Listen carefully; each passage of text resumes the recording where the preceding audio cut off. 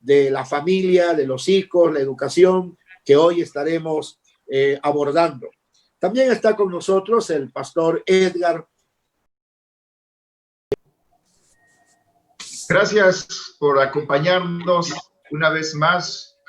Estamos muy agradecidos con nuestro Dios porque disponen de este tiempo para seguir esta transmisión, para ser partícipes.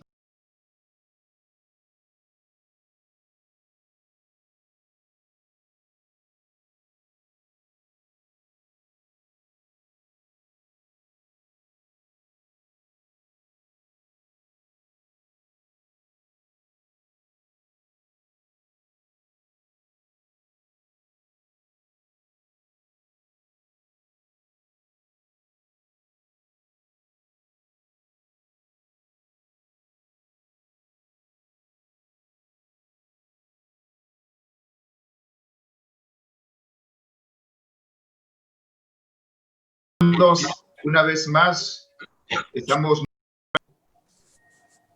Gracias por acompañarnos una vez más. Estamos muy agradecidos con nuestro Dios porque disponen de este tiempo para seguir esta transmisión, para ser partícipes de lo que se ha preparado con la finalidad de bendecir sus vidas y de aportarles más conocimiento que les ayude, que nos ayude a todos a comprender las implicaciones del tema del PIB parental. Estamos agradecidos con cada uno de los ponentes. Rogamos a Dios que este tiempo sea de bendición para todos, sea de bendición para la Iglesia Nacional Presbiteriana y para todas las iglesias que seguirán o siguen ya esta transmisión. Voy a dar la palabra a nuestro presidente de la respetable Asamblea General, el pastor Adolfo Arias Job, para que él presente a los ponentes y dé el seguimiento del orden de esta actividad. Adelante, pastor Adolfo. Gracias, pastor Edwin. Pues como Iglesia Nacional Presbiteriana de México tenemos una gran responsabilidad, que es enseñar la palabra de Dios, que es instruir al pueblo de Dios. Y en esta ocasión queremos dar la bienvenida a cada uno de nuestros hermanos que estarán participando en este panel, que para nosotros es de gran importancia y trascendencia para la vida de la familia de los mexicanos. Está con nosotros en esta ocasión como invitados el licenciado Aarón Lara, que es muy conocido aquí en México, tiene una larga trayectoria, ¿verdad? Y ha hecho un excelente trabajo en defensa de la familia. El licenciado Aarón Lara tuvo la oportunidad de estudiar en la Escuela Libre de Periodismo Carlos Septién García. Es fundador y director general del Centro de Cultura y Orientación Civil Concentración AC. Y desde el año de 2016, el licenciado Aarón organizó el movimiento social conocido como Iniciativa Ciudadana por la Vida y la Familia.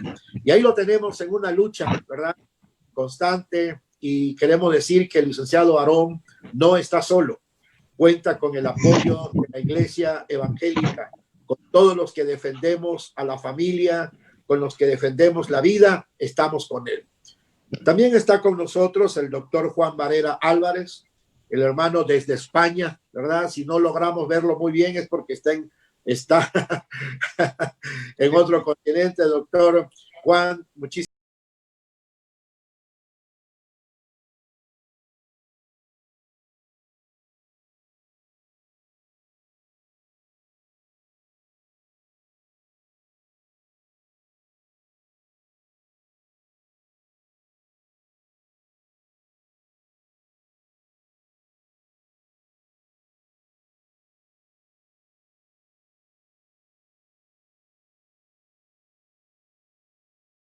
que es el tesorero, y un servidor, pastor Adolfo, que es el presidente actualmente de la respetable Asamblea General. Voy a dar lugar al pastor Julián. Él tiene una lectura, una porción de la palabra de Dios para continuar con nuestra actividad. Pastor Julián. Muchas gracias a todos, hermanos. Dios les bendiga. Dice así la palabra: lámpara es a mis pies tu palabra y lumbrera a mi camino. Juré y ratifiqué que guardaré tus justos juicios. Afligido estoy en gran manera. Vivifícame, oh Jehová, conforme a tu palabra. Te ruego, oh Jehová, que te sean agradables los sacrificios voluntarios de mi boca, y me enseñes tus juicios. Mi vida está de continuo en peligro, mas no me he olvidado de tu ley. Me pusieron lazo los impíos, pero yo no me desvié de tus mandamientos. Por heredad he tomado tus testimonios para siempre, porque son el gozo de mi corazón. Mi corazón incliné a cumplir tus estatutos de continuo hasta el fin.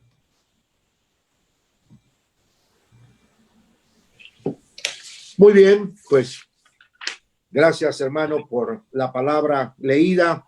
Y vamos a dar la palabra al doctor Juan Varela. Él tiene su primera intervención. Bienvenido, doctor Juan.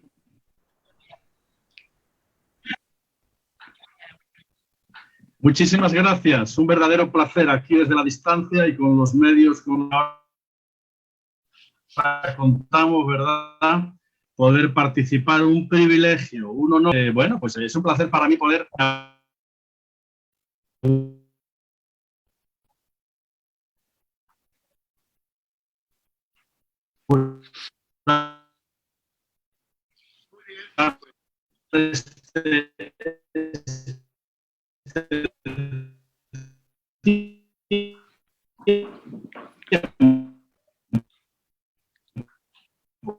lo que sí usted tiene que...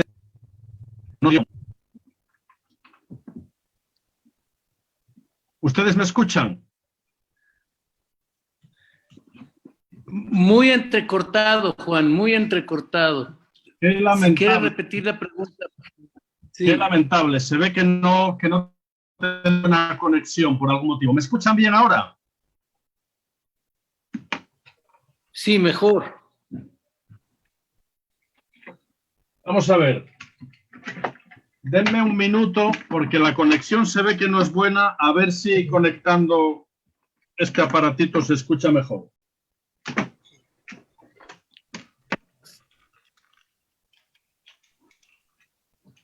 Vamos a ver.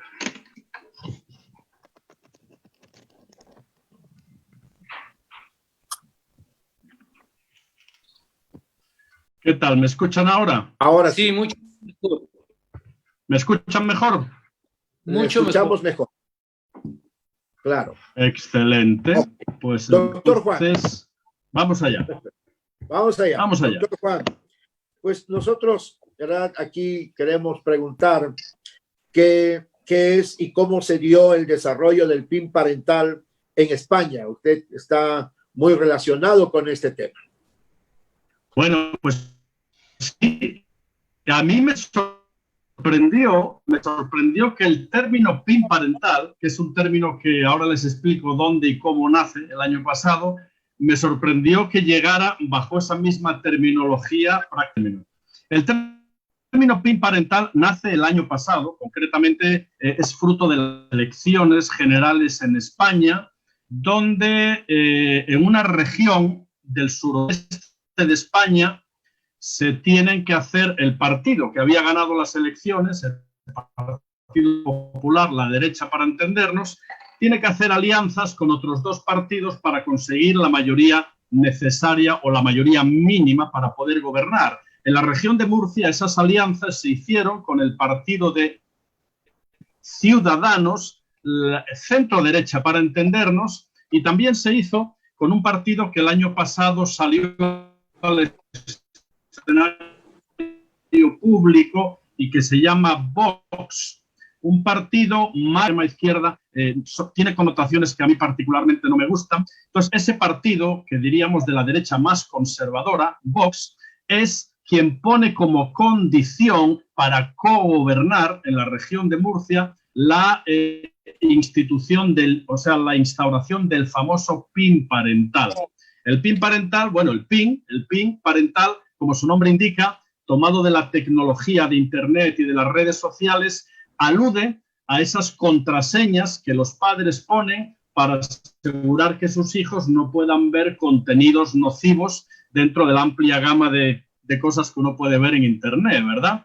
Entonces, con muy buen criterio, Vox decía que los colegios, los directores, estaban obligados, si los padres llevaban un documento, estaban obligados a informarles a estos de aquellas actividades extraescolares fuera de la currícula escolar que el instituto o el colegio fuera ahí, si querían que sus hijos recibieran o no tal contenido, ¿no? No era más que esa cuestión, que es una cuestión de simple potestad de los padres a la hora de elegir si hay determinadas cuestiones extracurriculares a las que ellos no querían que sus hijos asistieran, ¿no? Es eso, pero lamentablemente, cuando el gobierno socialista accede al poder, con Pedro Sánchez a la cabeza, y déjenme decirles rápidamente que bajo mi punto de vista Pedro Sánchez ha sido y es un hombre tremendamente ambicioso. Bajo mi punto de vista no tiene muchas ambiciones ni en su partido ni en el propio servicio a España, sino ambiciones personales de poder y ambiciones también de implantar todo lo que tiene que ver con la ideología de género, ¿no? Una de las primeras entrevistas que mantuvo Pedro Sánchez antes de ser presidente fue con el propio George Soros, del cual conocemos muy bien cómo es quien alienta y financia la agenda globalista de la ideología de género. Por tanto, cuando sube el Partido Socialista al poder en noviembre del año pasado, el Partido Socialista no tenía los votos suficientes y tuvo que hacer alianzas, en este caso con la extrema izquierda o con la izquierda más radical, el partido Podemos, que ahora se llama Unidas Podemos, ¿verdad? Y entonces, al hacer alianzas con la extrema izquierda, lo que se pretendía era que se instaurara todo el contenido de la ideología de género en cualquiera de las comunidades de España.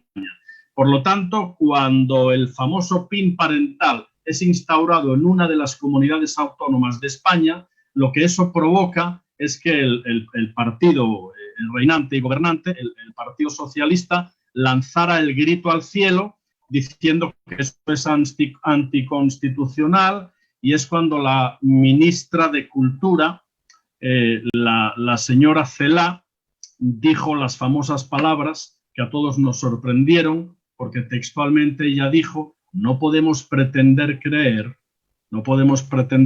que la educación de nuestros hijos pertenece a los padres. Solo le faltó decir, aunque lo dijo implícitamente, que la educación de nuestros hijos no es potestad de los padres, sino del Dios Estado, ¿no? Entonces, en eso estamos, y esa es la polémica que ha paralizado, porque el gobierno recurrió el asunto del PIN parental, y ahora mismo es algo que está paralizado, ¿no? Ese es un poquitito el ambiente donde nace el famoso PIN parental y que entiendo ahora está llegando a la mayoría de los países de Latinoamérica, su discusión, su aprobación y demás, ¿no? Eso sería, amados.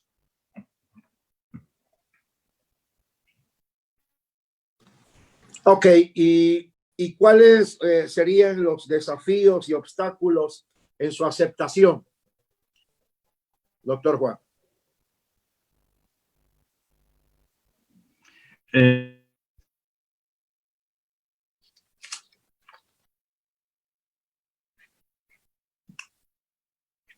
Bueno.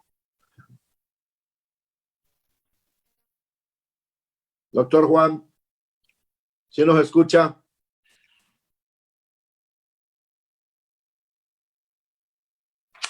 ¿Nos escucha, doctor Juan?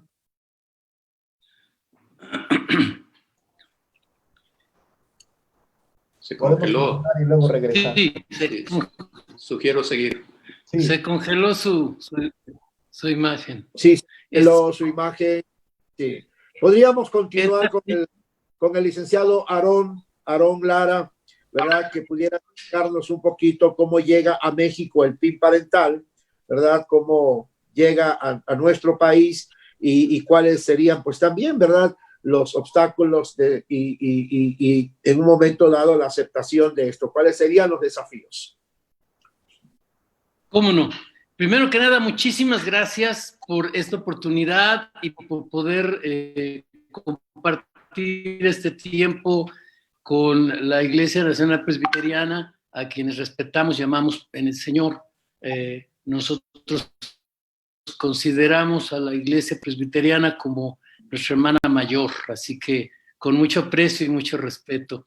Y comentarles que efectivamente uno de los diputados en España hizo contacto en México con un congresista de nuestro país, en el estado de Nuevo León, el diputado Juan Carlos Leal, y con él estuvieron conversando, interesado Carlos Leal, sobre cómo blindar la educación aquí en nuestro país, porque como ustedes saben, el año pasado se llevó a cabo en nuestra nación una reforma constitucional que le llamaron la reforma educativa. Esta fue una promesa de campaña del presidente Andrés Manuel López Obrador, porque él estaba muy enfadado, como muchos maestros, por la reforma educativa en el sexenio del presidente Peña Nieto. La reforma de Peña Nieto buscaba que el Estado pudiera recobrar la rectoría sobre el manejo de las finanzas de educación, que son de miles de millones de pesos, la cuestión del sindicato, etcétera, y por supuesto rescatar contenidos para mejorarlos. Y también lo más polémico de esa reforma era la cuestión de la reforma continua a los educadores, a los propios maestros. Así que entonces eso causó mucha polémica, fueron años muy convulsos, hubo manifestaciones en prácticamente todo el país y fue una de las promesas de campaña del presidente Andrés Manuel López Obrador. Cuando toma el poder ahora con las elecciones que ganó en el 18, de una manera, por cierto, arrasadora, fue un triunfo electoral muy importante. Se hace esta reforma en la que ya teníamos ahí algunas dudas respecto a la forma en que se presentó, porque los diputados de izquierda colocaron tres cosas que a nuestro juicio eran muy peligrosas. Primero, eliminan del concepto constitucional la participación de los padres en los contenidos educativos. Eso ya de entrada no nos gustó, nos parecía excesivo, y por supuesto ponía en riesgo la posibilidad de la participación de los padres sobre la vigilancia de los contenidos. Lo segundo, ahí sí, totalmente en contra y peleamos todo lo que se pudo hacer, fue que incluyeran en el artículo 3 constitucional una sola palabra al texto donde dice que la educación debe ser gratuita, debe ser laica, debe ser universal. Le incluyeron el término que debe ser inclusiva. Y esta palabra, la inclusión, es una palabra que usan los grupos de la diversidad sexual para poder introducir lo que se ha dado en llamar como ideología de género. Ser inclusivos no significa poder incluir a gente con discapacidad, no significa incluir a indígenas, no significa incluir a otros sectores sociales. La palabra inclusiva significa, en los términos de los grupos de la diversidad sexual, la inclusión de la ideología de género de manera transversal, es decir, en todas las materias, en todo el formato, en todas las estructuras educativas del país. Y ahí sí, completamente en contra, nos manifestamos, grupos sociales, fue muy complicada la negociación, los propios maestros no estaban de acuerdo, en fin, hubo mucha polémica. Ustedes recordarán que la Cámara de Diputados estuvo cercada casi un mes. Fue muy difícil la negociación y al final, lamentablemente, se incluyeron estos conceptos. Una tercera y última cosa que hubo en esa reforma constitucional, además de haber sacado a los padres de familia de la concepción, de la construcción de conceptos, además de meter este tema de inclusividad en los planes y trabajos de estudio, lo que no nos parecía adecuado es que esta reforma tendría que vulnerar las constituciones locales de los estados, porque les quitaba a los estados también la participación de poder tener sus propios contenidos, y entonces solamente los estados podrían poner alguna cuestión como de tipo cultural o cosas así. Entonces, se aprobó la reforma en el 19 y ahora en el 20 hemos estado viendo cómo en cada estado de la República se está armonizando esta reforma constitucional. En medio de ese debate de la armonización es que Juan Carlos Leal, un diputado, insisto, de Nuevo León, buscó a algunos diputados de Murcia, que es donde está el PIN parental en España, platicó con ellos, les pidió que le explicaran, y él fue el pionero en traer esta idea a México. Actualmente, el PIN parental solo se ha aprobado en el estado de Aguascalientes. Fue el primer estado donde se presentó y se aprobó.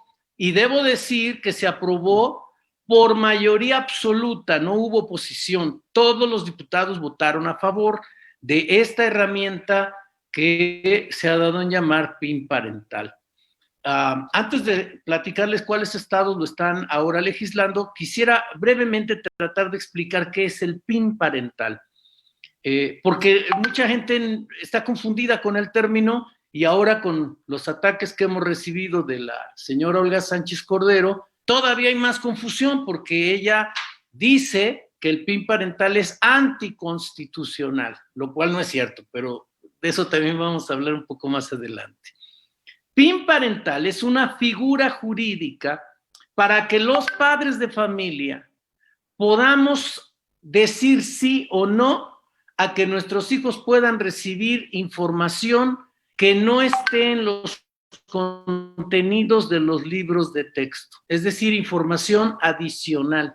El PIN parental no sirve para decirle a los maestros, no quiero que le enseñe matemáticas a mi hijo, no, para eso no sirve el PIN parental. El PIN parental no es para decirle, yo no quiero que mi hijo o mi hija participe en deportes, no, para eso no sirve. El PIN parental es para aquellos contenidos que no están incluidos en los libros de texto, porque la estrategia que ha tenido el Estado desde el año pasado es que no están incluyendo información en los libros de texto, sino en materiales complementarios, en cursos adicionales, y ahora quieren establecer pláticas de grupos de la diversidad sexual a las escuelas, y eso no está en la currícula, eso no es lo que se está proponiendo, y entonces el PIN parental sirve como una herramienta para decir, yo como padre de familia no estoy de acuerdo que venga alguien a darle una información a mi hijo que atente contra mis valores y contra nuestra conciencia, porque este es un tema de conciencia. Entonces, el PIN parental es una herramienta jurídica para que los padres puedan decidir si sus hijos pueden tomar algún tipo de información adicional a los libros de texto.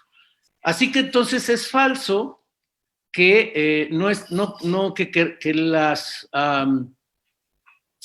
las escuelas no enseñen biología, por ejemplo, no, al contrario, por supuesto, y que se enseñe científicamente. Estamos absolutamente de acuerdo, creemos en la educación laica, pero el laicismo significa la neutralidad del Estado en temas de conciencia, ya sea de religión o en este caso ideológicas. Para que más o menos podamos conocer cómo llegó a México a través de el contacto de este diputado con diputados españoles que lo han contextualizado y que ya lo han presentado hasta ahorita ya en 7 o 8 estados. Ahorita les puedo dar la lista. Ok, gracias, licenciado Aarón, por hacer esta amplia explicación de lo que es el PIN parental, porque el término ha causado cierta confusión, ¿verdad? Y eso de alguna manera, pues, desestabiliza, ¿no? ¿Verdad? En las familias, en los diferentes niveles sociales por no tener una clara percepción de lo que es el PIN parental. Vamos a darle la oportunidad aquí al licenciado, al pastor y licenciado Saúl Rodríguez. Él quiere abordar un poquito, ¿verdad?, sobre el documento que la Iglesia Presbiteriana, ¿verdad?, presentó como postura con respecto a este tema. Pastor Saúl tiene el tiempo en este momento. Y muy buenas tardes a todos los presentes y gracias por proveer este espacio para la discusión que sin lugar a duda enriquece a la Iglesia, sobre todo con esta explicación que ya nuestros hermanos han vertido en esta ocasión. Pero a mí se me ha pedido que interprete y explique el punto número 2 y 5 del pronunciamiento, precisamente que la Iglesia Nacional Presbiteriana de México sacó al conocimiento público el día 10 de julio. Y viene en el punto número 2, la Iglesia afirma que es derecho de los padres elegir el tipo de educación que han de recibir sus hijos. Y en esta parte se citan dos instrumentos internacionales que respaldan este pronunciamiento. Estos instrumentos internacionales, a pesar de que, diría yo, no vienen de personas cristianas, establecen que los padres de familia tienen el derecho de elegir el tipo de educación que han de recibir sus hijos o pupilos, según sea el caso. Es importante mencionar estas citas en el sentido de que los opositores del PIN parental acusan que tal iniciativa es inconstitucional, como ya se hacía referencia hace un momento. Pero si uno analiza realmente estos preceptos de esos tratados internacionales en nuestra capacidad interpretativa y académica, podemos deducir que tales tratados internacionales tienen rango constitucional en nuestro país. Es decir, en la jerarquía del derecho están a la altura de la Constitución Política de los Estados Unidos Mexicanos. Esto indica entonces que la iniciativa del PIN parental no es inconstitucional como los detractores de esta parte argumentan.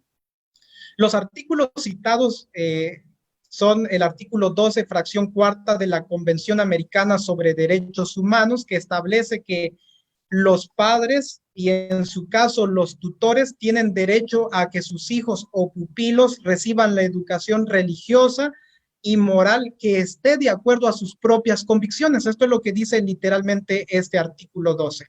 Asimismo, el artículo 26, fracción tercera de la Declaración Universal de los Derechos Humanos también dice que los padres tendrán derecho preferente a escoger el tipo de educación que habrá de darse a sus hijos. Este es el fundamento citado, como diríamos, en un respaldo de argumentar de que la iniciativa del PIN parental no es inconstitucional, aunque no estamos haciendo una interpretación jurisdiccional, eso es una tarea de la Suprema Corte de Justicia. No obstante, tenemos el derecho de hacer una interpretación académica en estos términos. Ahora bien, en cuanto a la declaración número 5, la Iglesia rechaza la imposición de la ideología de género por parte del Estado, quien pretende establecerla como norma ética y principio rector para la educación. Esta declaración, creo yo, es muy importante porque desde la Secretaría de Gobernación, como se ha hecho alusión, y también por legisladores de la bancada de Morena mayormente, buscan establecer esta ideología en nuestro país. De hecho, no solamente es una ideología, sino que en el fondo se encuentra una religión del tipo pagano. Pues uno analiza la versión del progresismo en su conjunto y uno nota en el fondo la plataforma pagana que impulsa todo este quehacer, no solamente ideológico, sino la instrumentación también en la legislación y en este caso la introducción en el contenido educativo. Yo creo que para algunos podría sonar extraño que esté afirmando que el Estado está buscando introducir no solamente una ideología, sino una religión, porque en la mayoría hemos sido educados desde pequeño de que el Estado es un Estado laico. Bueno, si entendemos por laico el hecho de que existe una separación entre la institución del Estado y la institución de la Iglesia, en ese sentido sí hay un Estado laico, pero solo en ese sentido. Pero si pensamos que el Estado realmente está libre de toda influencia religiosa, entonces no es posible un Estado laico. porque la religión no es un asunto privado o un asunto de las iglesias institucionales. La religión más bien apunta a nuestra relación con Dios o con un ídolo, y los servidores públicos también son hombres de fe. Seguro que sostienen una fe quizás no cristiana, una fe en este caso atea, pagana, humanista, pero esas convicciones religiosas son instrumentadas en acciones jurídicas o en la agenda política de un determinado país. Por eso, viendo en este sentido crítico, un Estado no es laico en ese sentido. Necesariamente el Estado es impactado por alguna religión, cualquier que sea, ya sea la religión cristiana, pagana, humanista o atea, ¿no? El problema no es el hecho de que un Estado esté impactado por una religión. El problema surge cuando el Estado busca establecer una religión oficial o que a través de esa religión oficial establezca una moral pública. O como es en este caso, que no solamente el Estado tiene esta interpretación de esta forma de querer moralizar al país o querer introducir una manera de religión pagana en el currículum escolar, sino que también se convierte en un poder invasivo que reclama la conciencia de los menores y la intromisión incluso del Estado en las otras estructuras de autoridad. Y este no es un asunto nuevo. En nuestro país hemos estado siendo guiados por una visión totalitaria del Estado. Por eso este hecho del PIN parental es importante. Yo quiero hacer una precisión en este sentido de que anteriormente los padres de familia no protestaban por el hecho de que sus hijos ya habían sido educados bajo la visión humanista, cientificista, marxista, que por años ha sido el perfil en las escuelas públicas.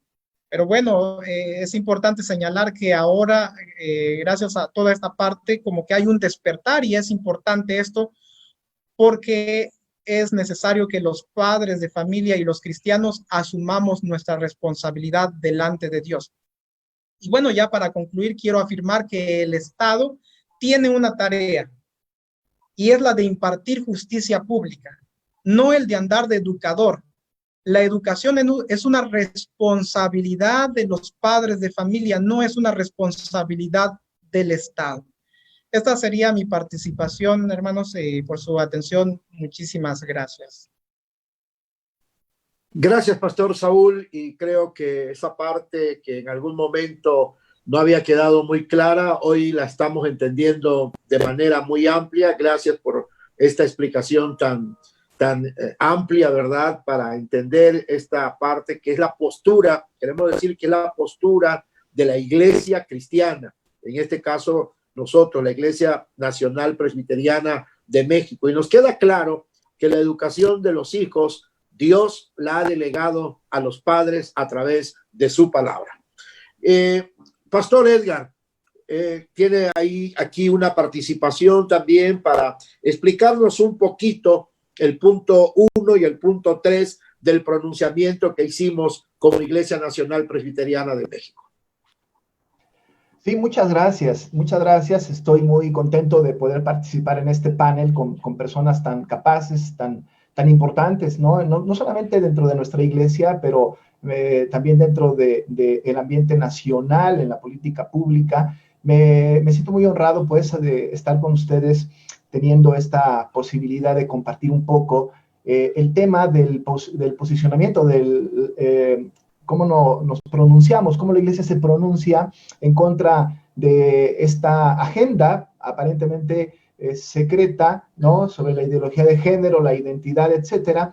Y bueno, este pronunciamiento que salió justamente, como decía el pastor Saúl, justo el viernes pasado, tiene varios elementos que son dignos de considerarse, y no solamente esto, sino que también poder explicar un poco de dónde surge este posicionamiento, a partir de dónde nos sentamos, dónde estuvimos nosotros sujetos para poder pronunciar este tema. Y la Asamblea General ha hecho un pronunciamiento maravilloso. Me gustaría solamente comentar un poco acerca de este pronunciamiento, los puntos 1 y 3, que muchas de las personas que nos están viendo ahora lo tienen, les ha llegado. Esta participación mía tiene más como objeto venir desde la escritura hacia afuera, es decir, no quisiéramos traer de afuera hacia la escritura, sino partir de las escrituras porque finalmente la Escritura es la que rige nuestra vida, es la que tiene que determinar nuestra fe y nuestra conducta. Estos postulados, este pronunciamiento que tiene la Iglesia Nacional en el punto número 1 dice, por ejemplo, rechazamos que el Estado sea el propietario del derecho de educar a los niños, niñas y adolescentes como si fueran de su propiedad, y sostenemos la verdad bíblica que los hijos no son ni propiedad del Estado ni de sus padres, sino de Dios, quien determina la educación de los hijos encargándola a los padres por medio de su palabra revelada. Y el punto número 3, para juntarlos, dice que sostenemos que el principio bíblico que hace responsable a los padres de la educación de los hijos es afín al valor del PIN parental, que defiende el derecho de los padres de ser consultados para aceptar o rechazar los contenidos sobre la educación con perspectiva de género por ser contraria a sus convicciones éticas y religiosas. Al respecto, debo decir que nosotros como Iglesia de Cristo no idealizamos el PIN parental como si se tratara de una declaración de fe a la par de nuestros símbolos doctrinales. No es el PIN parental lo que nos debe mover para reaccionar levantando nuestra voz ante la agenda progresista de conceptos como ideología de género, feminismo, identidad sexual, etc. Y la intención de enseñar esto en las escuelas, sino la Escritura, que como siempre hemos afirmado, son nuestra única norma de fe y práctica. La esencia de nuestra voz parte desde las Escrituras y debe encontrar su razón de ser en las Escrituras mismas. Es por esto que el pronunciamiento publicado justamente el viernes pasado empieza por definir la verdad bíblica que responde a la pregunta ¿de quién son nuestros hijos? Nosotros, como cristianos, no tenemos problema en afirmar de manera absoluta y categórica que nuestros hijos no le pertenecen al Estado, pero tampoco le pertenecen a sus padres, sino que son propiedad de Dios. Herencia de Jehová son los hijos. Y siendo Dios el propietario, Él es quien determina cómo deben de ser educados nuestros hijos. Y lo establece con toda claridad, y es momento ya no de citar artículos de la ley, sino venir a la ley en absoluto, a nuestro manual, Deuteronomio 6, que todo el mundo conoce. El Señor dijo que debíamos ser enseñados en los mandamientos, estatutos y decretos que Él mismo mandó que se nos enseñasen, y dijo que en esta enseñanza debían ser involucrados, y cito textualmente, tú, tu hijo y el hijo de tu hijo todos los días de tu vida. Deuteronomio 6:2. Además, añadió que las palabras que nos mandó tendríamos que repetirlas a nuestros hijos y debíamos hablar de ellas en todos los momentos posibles. Y cito, en tu casa, andando por el camino, al acostarte y cuando te levantes, en el versículo número 7. Debemos admitir y reconocer que como iglesia hemos fallado en el encargo de la educación cristiana de nuestros hijos. Le hemos concedido al incrédulo la gran responsabilidad de educar a quienes Dios nos dio como herencia. Y este es un excelente momento para revertir esta falta y regresar a los preceptos bíblicos. De esta manera, debo decir que el pronunciamiento de la Iglesia Nacional Presbiteriana de México define nuestro compromiso. No podemos solamente pronunciarnos en contra de la agenda progresista, sumándonos por adhesión a la mayoría, sino que tenemos que comprometernos como Iglesia de Cristo a asumir nuestra responsabilidad de educar a nuestros hijos en el temor de Dios. No debemos dejar que el encargo se encargue de semejante tarea. Déjenme decirles que el día de ayer escuché una entrevista del periodista Joaquín López Dóriga con la señora Olga Sánchez Cordero.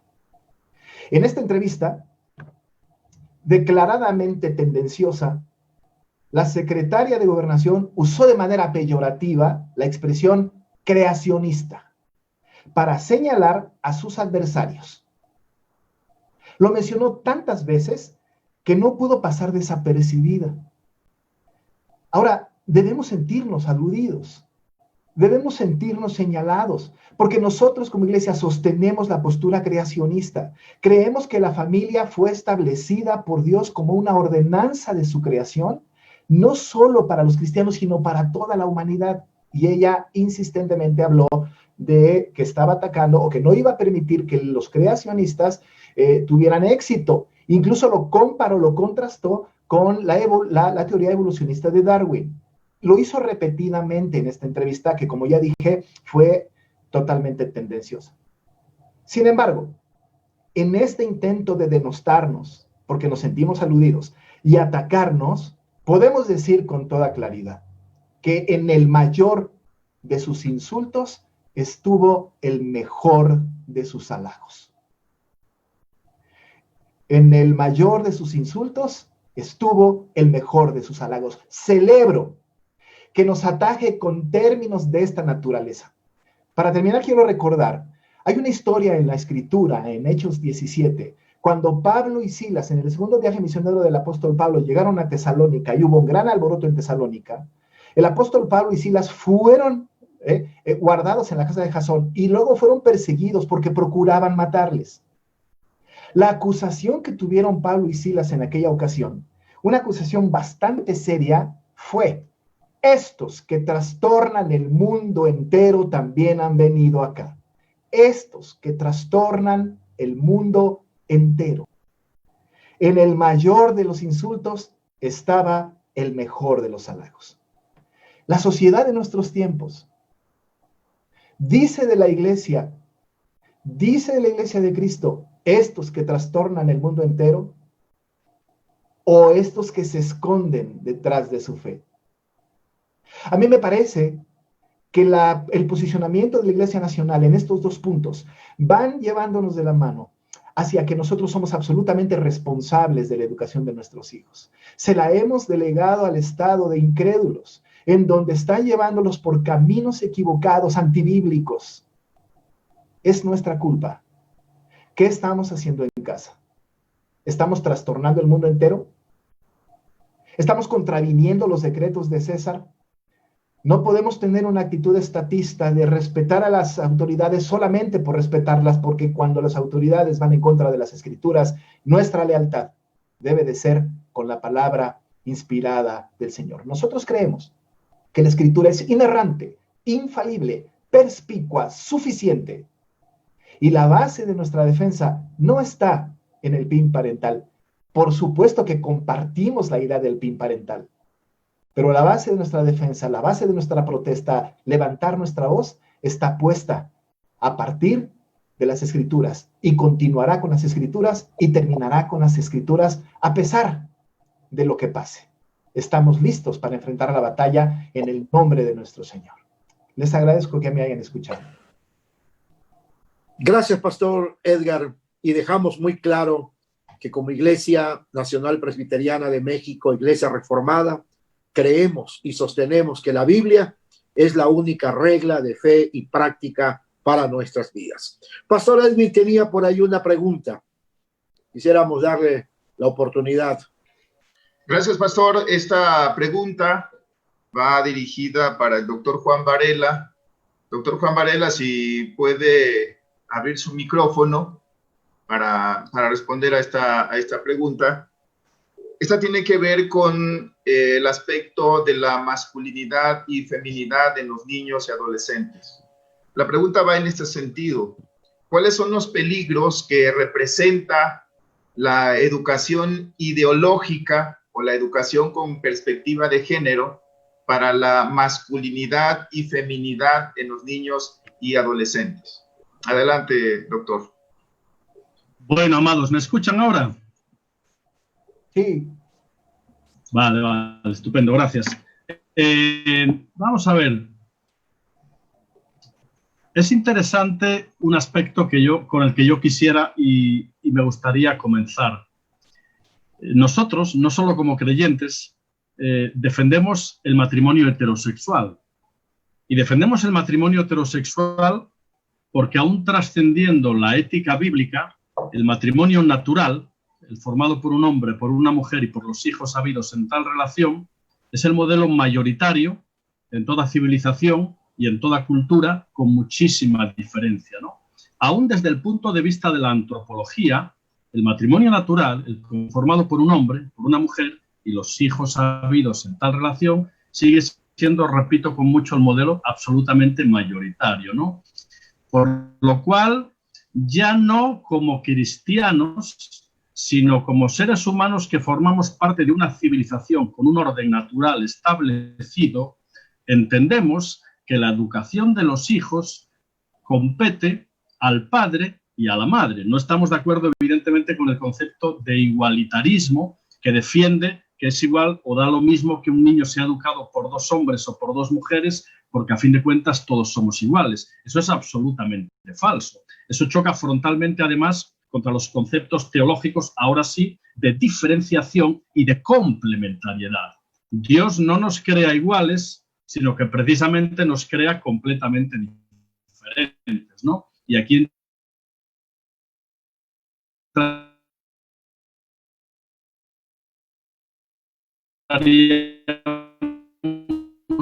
a trabajar el concepto de la diferenciación. Cuando Dios crea el mar,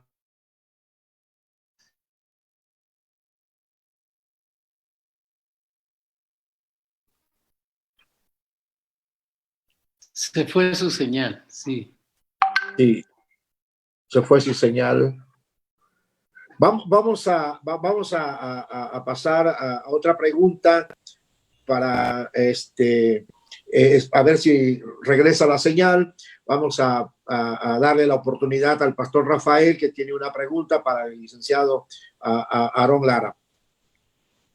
Licenciado Aarón Lara, aunque pudiera parecer reiterativo por la clara explicación que ya dio el pastor y licenciado Saúl Rodríguez, pero para mayor claridad y despejar cualquier duda, siempre ha existido el pensamiento equivocado, naturalmente, de que la Iglesia no tiene por qué intervenir en la educación de los hijos, que la educación es laica y que no debe haber ninguna religión. Bueno, el licenciado y pastor Saúl ya nos dio una explicación amplia, pero usted puede dejarlo todavía más asentado y bien firme. La pregunta básica es, ¿cómo podemos y debemos entender y distinguir el Estado laico de lo que es la libertad religiosa? Claro. Bien, como ya se mencionó, el Estado laico es una figura jurídica para lograr determinar la neutralidad del Estado, es decir, que no esté ni a favor ni en contra de ninguna religión, sino que dejar el derecho de conciencia a los individuos. Por eso es muy importante distinguir la diferencia entre que el Estado como gobierno es laico, es neutral, pero los ciudadanos no. Los ciudadanos no somos laicos. Los ciudadanos tenemos el derecho de conciencia y por eso es que con ese derecho tenemos la autoridad, que además está fundada en la Constitución, porque dice nuestra Carta Magna que el poder reside originalmente en el pueblo y somos nosotros los ciudadanos los que conformamos ese pueblo para tomar determinaciones sobre nuestra forma de gobierno. Es entrar en el campo o el ámbito de la política y también ahí tenemos algunas complicaciones los cristianos, porque por muchos años nos han dicho que la política es del diablo y que los cristianos no debemos involucrarnos y no debemos meternos, en fin. Pero no es así. En la Biblia queda perfectamente claro que los cristianos siempre han tenido un papel protagónico en las políticas públicas de la nación. En el caso, por ejemplo, de Israel, por supuesto, lo primero que recibía un rey era una copia de la escritura que tenía que tener al lado de su cabecera, de su cama, para que lo primero que viera al despertarse fuera la ley de Dios y antes de dormir lo último que viera fuera la ley de Dios. Entonces, la política y la fe no pueden estar divididas o separadas. Sin embargo, sí incitan a las pasiones y entonces de repente nos apasionamos siendo partidarios de alguna opción política o demás. fuera de filias y fobias, lo que tenemos que tener claro es que sin importar quién es la persona que nos gobierna o cuál es el partido político que tiene ahora el poder, los cristianos tenemos la obligación de ser luz del mundo y sal de la tierra. Yo mencioné hace un rato, por ejemplo, la reforma educativa que hizo el señor Peña Nieto, pero en su gobierno, Iniciativa Ciudadana lo confrontó porque él buscó establecer en la Constitución el matrimonio entre personas del mismo sexo, y acompañados por la Iglesia Nacional Presbiteriana y otras muchas iglesias en la República, logramos un hito histórico como cristianos. Es algo que de repente se nos olvida, pero que es un punto determinante en nuestra historia nacional. Nunca en toda la historia de México la iniciativa de un presidente había sido rechazada o votada en contra. Jamás en toda nuestra historia. Una determinación presidencial, por supuesto que se aprobaba en el Congreso. Esta iniciativa de 2016, por el matrimonio igualitario, mal llamado igualitario, por primera vez en la historia de México fue rechazada y sepultada en la Cámara de Diputados, porque estuvimos ahí los cristianos diciendo, eso no le agrada a Dios. Lo hemos hecho ahora en este nuevo periodo presidencial, no porque estemos en contra de tal o cual postura política o tal o cual presidente o tal o cual partido, no es un tema de partidos, es un tema de convicciones. Ya lo dijo perfectamente claro el hermano que me antecedió, el pastor Rafael, aquí el pastor Edgar, perdón. Este es un tema de fe, de convicciones, de establecer que la palabra de Dios es inerrante, que la palabra de Dios para nosotros es la norma de nuestra fe y de nuestra conducta. En base a eso, entonces, los padres hoy tenemos una obligación superior, que es la de proteger a nuestros hijos y enseñarles acerca de las verdades eternas. Y por eso es que no podríamos estar de acuerdo con que se inserten en la educación una serie de temas que atentan no solo contra la naturaleza, no solo contra la biología, no solo contra la ciencia, que atentan contra las verdades de Dios. Y por eso es que no nos vamos a quedar callados pese a cualquier amenaza. El Estado laico no puede impedir que los cristianos, pero sobre todo los ciudadanos, nos quedemos callados, porque los creyentes, es decir, los ciudadanos, no somos laicos. Tenemos la libertad de conciencia y también la libertad de expresión, y tenemos derechos que consagra nuestra Constitución, y por eso es que nos vamos a levantar contra este y contra cualquier otro tema que afrente aquello que es lo más valioso para nosotros, que son nuestros hijos. Quisiera puntualizar dos cositas más, si me permiten, en este ámbito. Miren, la batalla que estamos teniendo en todo el país, no solo por el PIN parental, sino por todos los conceptos que maneja la ideología de género, en la Ciudad de México se recrudecen, porque aquí la Ciudad de México es una ciudad no solo la más cosmopolita, sino que es la más secularizada de nuestras ciudades y también la más ideologizada. Y ahora mismo, la semana que entra, pretenden establecer una ley de infancias trans y basan esa determinación en un supuesto estudio en el que dicen que un niño o una niña desde los 18 meses hasta los 3 años de edad ya puede haber tenido la definición acerca de su orientación sexual. Digo este argumento porque, como dije hace un momento, no solo no es natural, no solo no es biológico, no solo no es científico, es totalmente absurdo.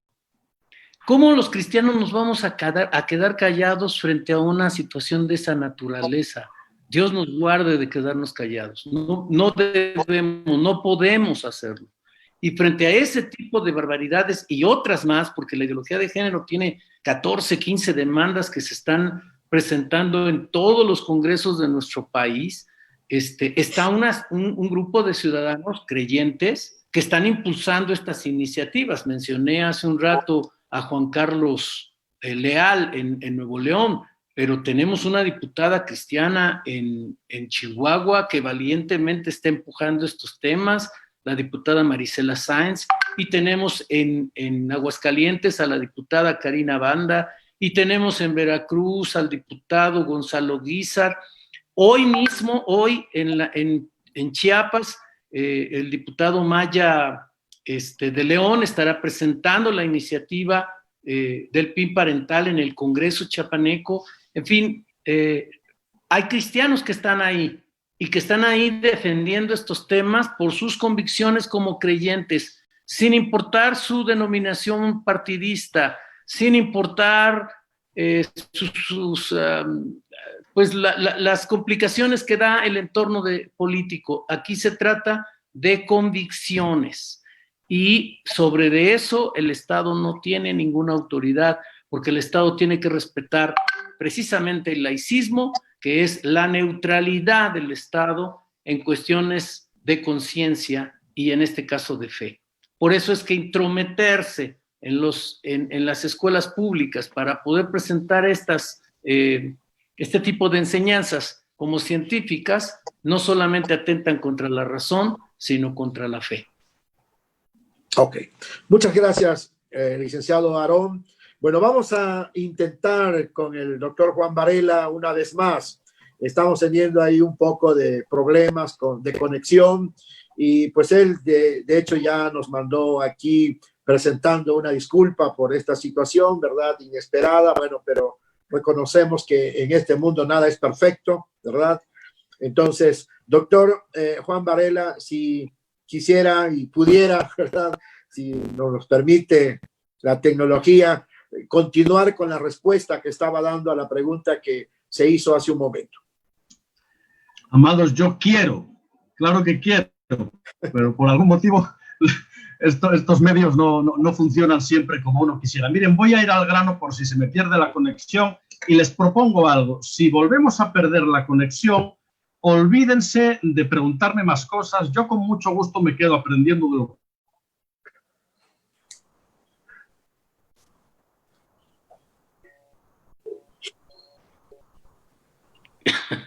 Ok.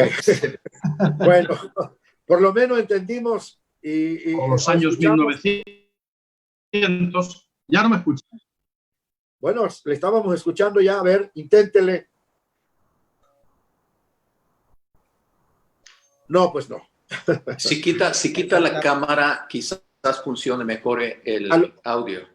A lo mejor bueno, si todos quitamos la cámara, podría funcionar, y si no, pues nos vamos directamente. A ver, Juan, hermano Juan, si logra.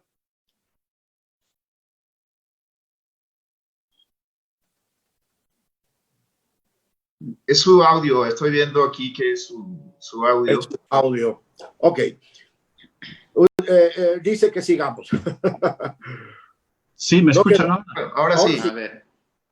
Miren, repito, de verdad, con todo el gusto del mundo, si la próxima conexión se pierde, y es un problema interno aquí de las conexiones de mi casa, no pierdan ustedes más tiempo y continúen. Repito que con mucho gusto me quedo aquí. Les cuento brevemente. La Escuela de Frankfurt, que en el año 1900 inauguró un grupo de pensadores políticos, estableció lo que luego se llamó el marxismo cultural, que pretendía una auténtica revolución cultural que desde el entorno de las escuelas y de las universidades trabajara con el inquietante concepto de la colonización ideológica de nuestros hijos. La ideología de género, como brazo ejecutor de todo ese marxismo cultural, lo que pretende, con muy buenos criterios estratégicos, es cumplir la palabra de Proverbios cuando dice: instruye al niño en sus caminos, y aun cuando fuere viejo no se apartará de ellos. Ellos están aplicando ese criterio bíblico y saben que los años más impresionables en la vida de un ser humano es de 0 a 12 años, cuando se pueden imprimir los conceptos, las claves y los modelos de educación que luego van a hacer de esa persona, o que van a hacer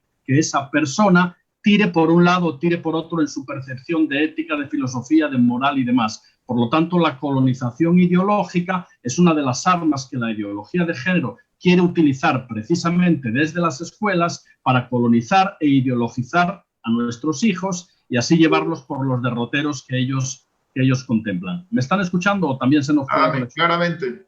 Me están escuchando, sí, de acuerdo.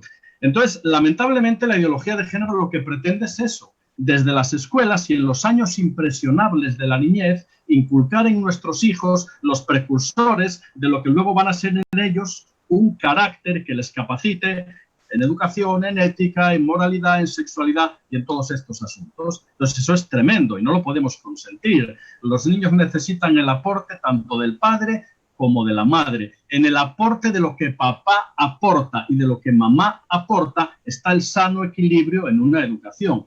Los niños tienen derecho a ser educados por un padre y a ser educados por una madre por una cuestión fundamental. Porque cuando Dios establece el mundo, lo hace estableciendo un orden y unos principios de autoridad.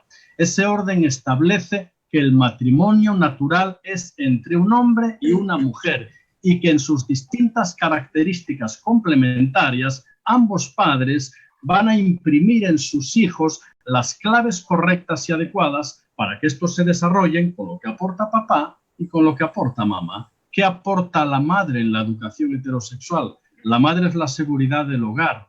La madre ata en corto a sus hijos, les da el sentido de protección, de intimidad, de ternura. La madre, en algún sentido, es la que conforma el nido en los primeros años de los niños para que estos se sientan en un entorno seguro.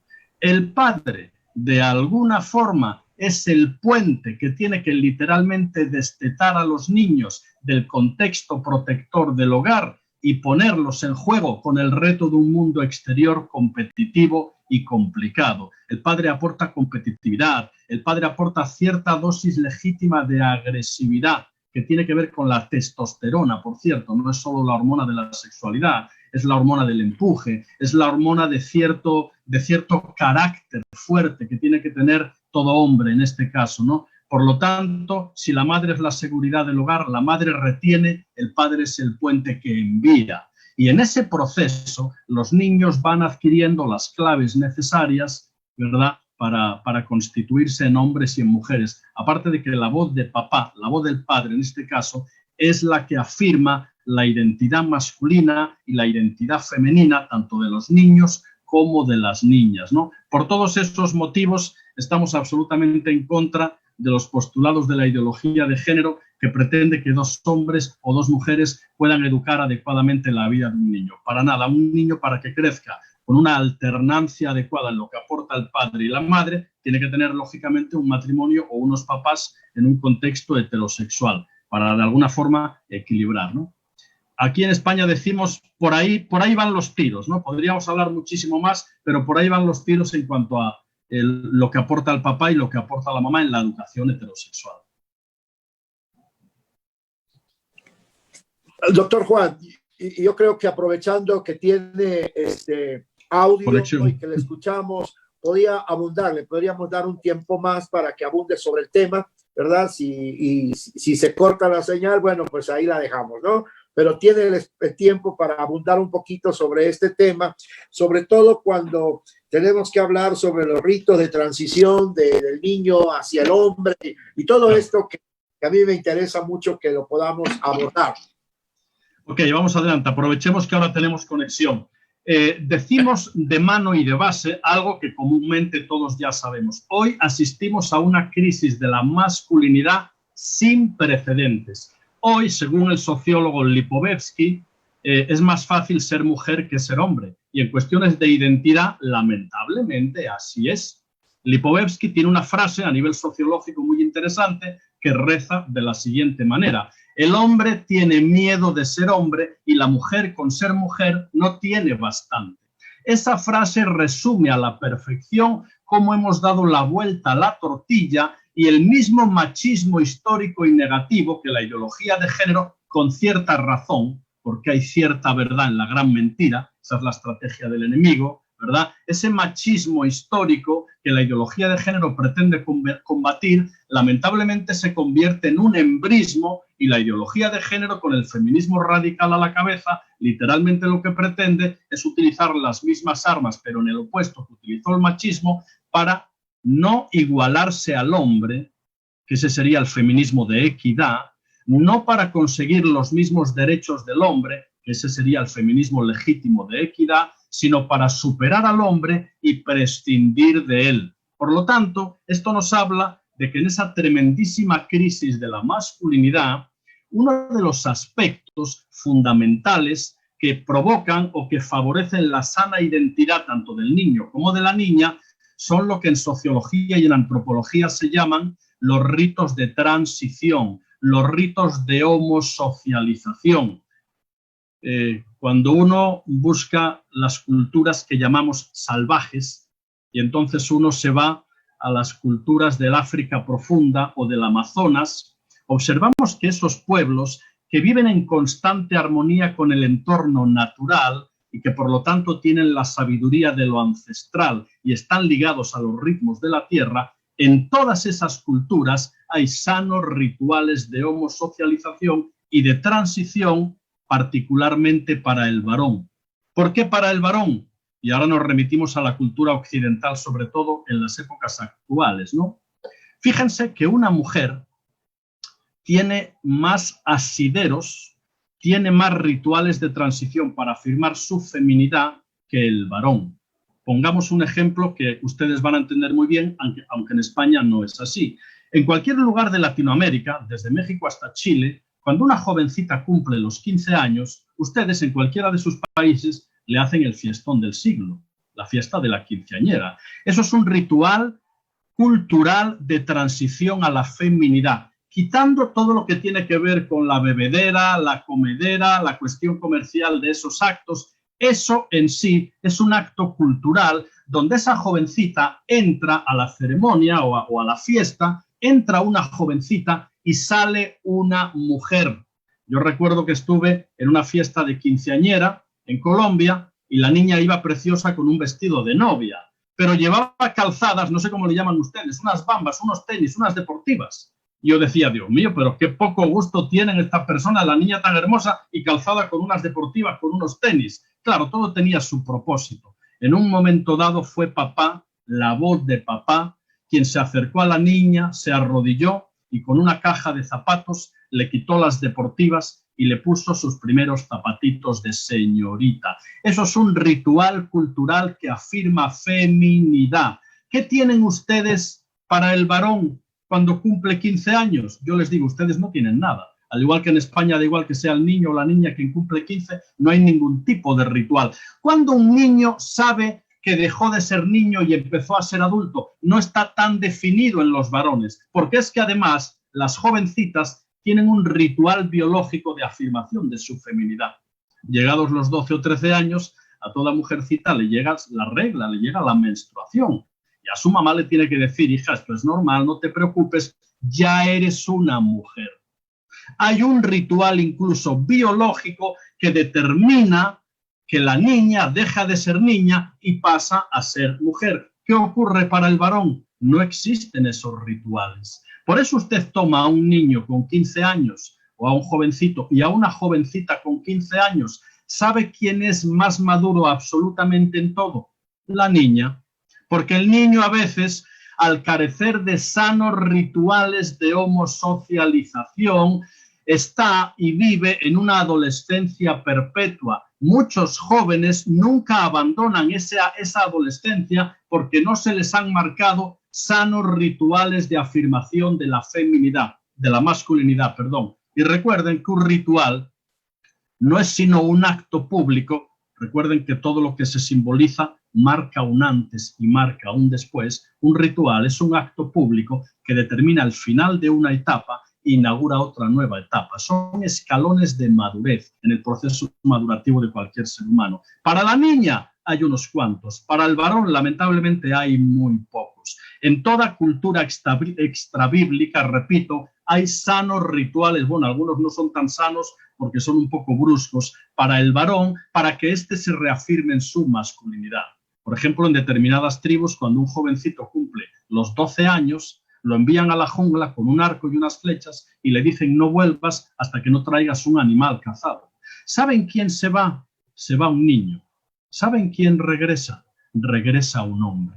Y si nos remitimos a rituales religiosos, la fiesta del Bar Mitzvah en el contexto judío, que todavía hoy se sigue practicando, cuyo ejemplo máximo es el propio Jesús, porque todo niño judío a la edad de 12 años tenía el derecho y el privilegio de entrar por primera vez al templo y debatir en los asuntos de la ley y de la Torá. Era considerado hijo de la ley. Eso es un ritual religioso de transición hacia el periodo adulto en los varones. ¿Saben quién entró al templo con 12 años? Entró un niño. ¿Saben quién salió del templo con 12 años? Salió un hombre. Y en nuestra cultura occidental carecemos de sanos escalones de madurez, de sanos rituales para que el varón se afirme en su masculinidad. Esto unido a acontecimientos históricos, al famoso silencio de Adán en Génesis 3, que defiende que el hombre entra en principios de pasividad, unido a procesos históricos, provoca que lleguemos al siglo XXI con una auténtica crisis de la masculinidad. Y termino contándoles esto. Ustedes conocen el dominó, el juego del dominó, supongo. Pues hay un concurso con el dominó que consiste en que usted coloca 500 fichas de dominó paradas haciendo cualquier tipo de dibujo y de pronto el juego consiste en que usted tiene que darle a la primera ficha el toque exacto para que caigan las 499 en orden. Miren, no es fácil. Si usted le da muy fuerte, caen 10 o 12, pero en desorden. Si le da muy suave, caen 4 o 5. No es fácil. En el dominó divino, la primera ficha es el varón. Y si la primera ficha no está bien colocada, y de ahí el ataque insistente a la masculinidad, porque si la primera ficha no está bien colocada, muy probablemente el resto de las fichas no van a caer en el orden adecuado. De ahí el ataque insistente en destruir la masculinidad, en destruir al hombre como cabeza, y recuerden que cabeza tiene una connotación de servicio, no es un privilegio, es una responsabilidad, y entonces para destruir la estructura familiar, para finalmente acabando destruir la Iglesia como institución, porque la Iglesia es familia de familias, el enemigo sabe muy bien que alentando todos los movimientos sociales que hemos anotado y que alentando la crisis de la masculinidad, privamos al hombre de su papel de sana autoridad y de su papel de cabeza. Y con esto conseguimos la destrucción o al menos que se desestabilice la estructura familiar natural. En consejería, junto con mi esposa, hemos observado lamentabilísimamente que muchas mujeres no tienen un marido, tienen un hijo. Y lamentablemente muchos hombres no tienen una esposa, tienen una madre, porque se han quedado en patrones infantiles, en un proceso de adolescencia perpetua de la que no acaban de salir. Y eso convierte al varón en una triste caricatura de lo que Dios planeó para él como hombre, como líder y como cabeza. Ese es el ataque. Muy bien, gracias y gracias a Dios porque pues no tuvimos interrupción, ¿verdad? Y creo que esto es muy importante. Quiero hacer aquí un paréntesis, un comercial, doctor, si me permite. Este libro que se llama Tu identidad sí importa. Usted lo puede conseguir en cualquier librería, ¿verdad? Cristiana. Es el autor, el doctor Juan, y ahí prácticamente usted va a encontrar parte de lo que hoy nos acaba de compartir con respecto a la identidad. Pastor Edwin, ¿tenemos alguna pregunta por allá para aprovecharla en este momento, en los pocos minutos ya que nos van quedando? O si hay alguna pregunta de parte del público. Pastor Edwin. Sí, bueno, gracias, pastor. Gracias al doctor Juan Varela por haber respondido a estas preguntas. Bueno, quisiera aprovechar para puntualizar algunos comentarios positivos respecto a la presentación. Una tiene que ver con la tarea de la Iglesia Nacional en el órgano de la Asamblea General, en el plano de las reformas constitucionales, el poder establecer también un ritual de transición de niño a hombre que pueda ser reconocido y también promovido de esta forma por la Iglesia Nacional Presbiteriana. Sabemos que en nuestra liturgia existe algo relacionado con esta transición de niña a mujer, y aquí la propuesta es que las reformas constitucionales en nuestra Iglesia Nacional Presbiteriana puedan contemplar también ese ritual del niño, la transición del niño al varón. Puede ser de 13, 15 o 18 años. Hemos recibido mensajes tanto en Facebook como por vía de WhatsApp. Entonces, es algo que nosotros como Iglesia Nacional también debemos considerar de una manera seria. Ahora, la pregunta que rescatamos de los comentarios es, ¿cómo debemos responder los cristianos ante las nuevas reformas? Entiendo que es en el plano de las reformas constitucionales relacionadas con el tema de la educación.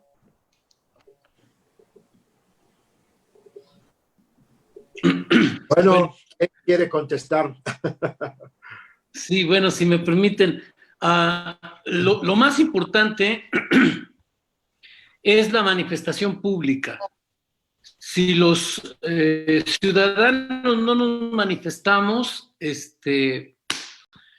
cuando nos demos cuenta ya tenemos leyes que nos obligan, y esa es la más grande debilidad que tenemos como iglesia, que de repente no estamos organizados para replicar o para contener o para conducir iniciativas ciudadanas. De ahí nació precisamente el nombre de esta organización. La iniciativa ciudadana fue que presentamos una iniciativa para que el artículo 4 constitucional permaneciera como está e incluso enriquecerlo en algunos conceptos, y eso lo presentamos en 2016. En el año pasado, 2019, presentamos 8 propuestas de reforma constitucional, no solo en el Congreso Federal, sino en 8 estados de la República para las constituciones locales, sobre el derecho a la vida, sobre el derecho de los padres a elegir la educación que reciben sus hijos, sobre el matrimonio entre personas de distintos sexos, el matrimonio heterosexual, etcétera. Entonces, la participación ciudadana es fundamental. Tenemos un programa que se llama Adopta un Diputado, porque debo decir además que estos ámbitos políticos son los menos evangelizados en nuestra sociedad. Es muy difícil realizar campañas evangelísticas que puedan concentrarse en poder llegarle al corazón y a la vida de los políticos y de los diputados, en este caso en particular, pero son seres humanos con muchas debilidades, bajo muchas presiones, en situaciones muy complicadas. Entonces, es bien importante que la iglesia también tome eso en cuenta y lo tome como una misión. Hablo de los creyentes, de los cristianos. Vamos a adoptar un diputado para orar con él, para acompañarlo, para llevarle la palabra del Señor y en algún momento, claro, para poder ayudarlo a tomar decisiones que sean las adecuadas, las correctas para el país. Así que es una campaña que hemos realizado y estamos realizando permanentemente en todo el país. Estamos trabajando en llevar iniciativas, en proponerles documentos, en darles argumentación para que defiendan nuestros puntos de vista, en fin, así que hay mucho que hacer, hay mucho que podemos hacer, así que los invitamos a que puedan apoyar los trabajos que ya se están haciendo, pero implementar otros más.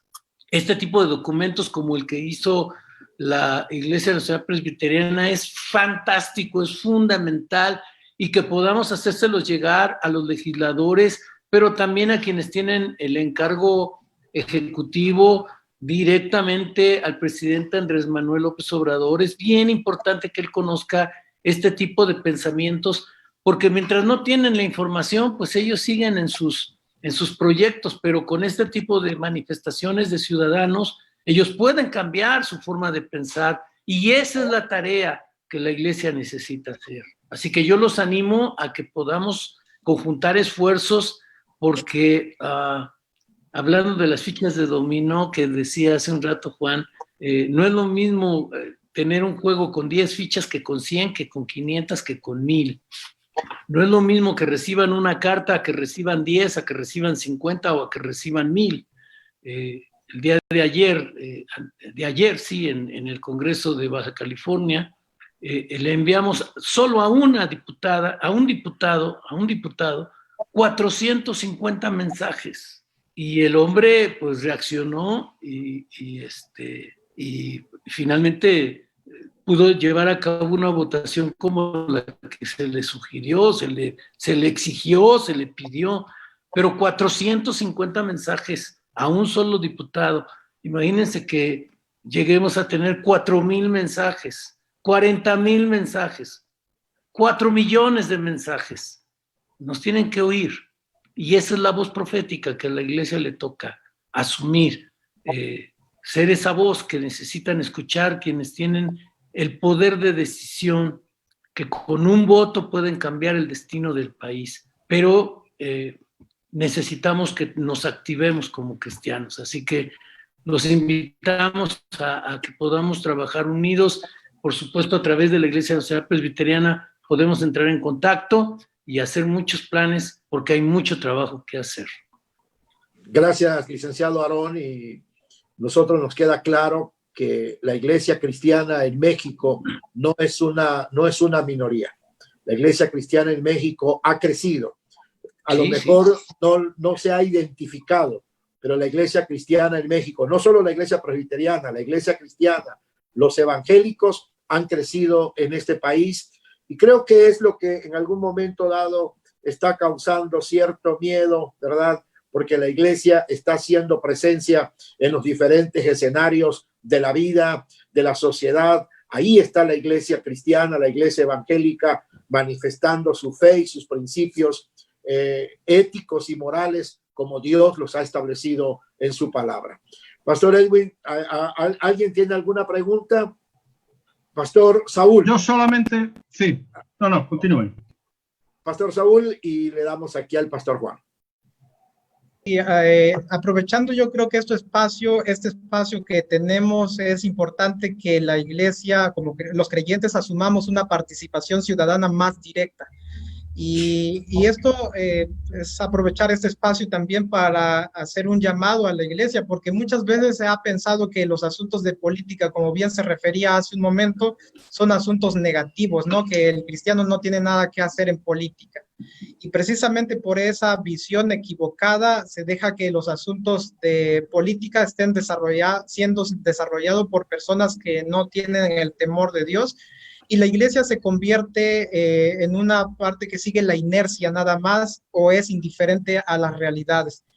Es cierto que la Biblia marca una diferencia entre el ejercicio público y las instituciones de la iglesia u otras instituciones, pero eso no implica que la iglesia no sea un agente social.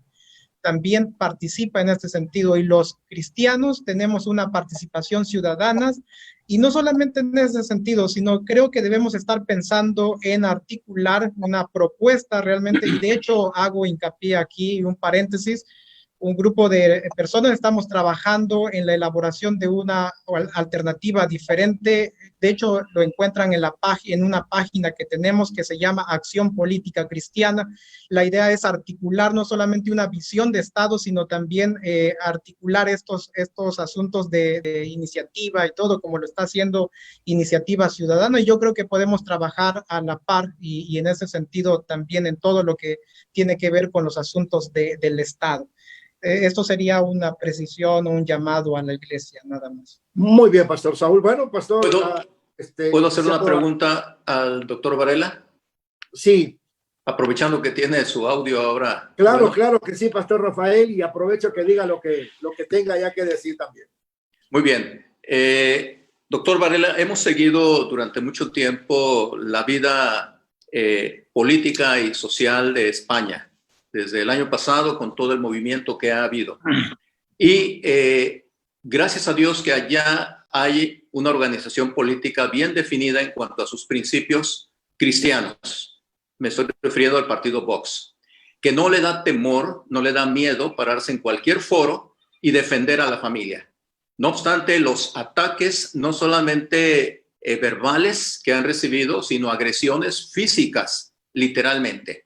Con todo y ello, en todas las áreas, las regiones donde tiene representación política, defiende vehementemente y claramente a la familia. Hay también una organización, esta es internacional, HO, hazte oír, que va en esa misma dirección.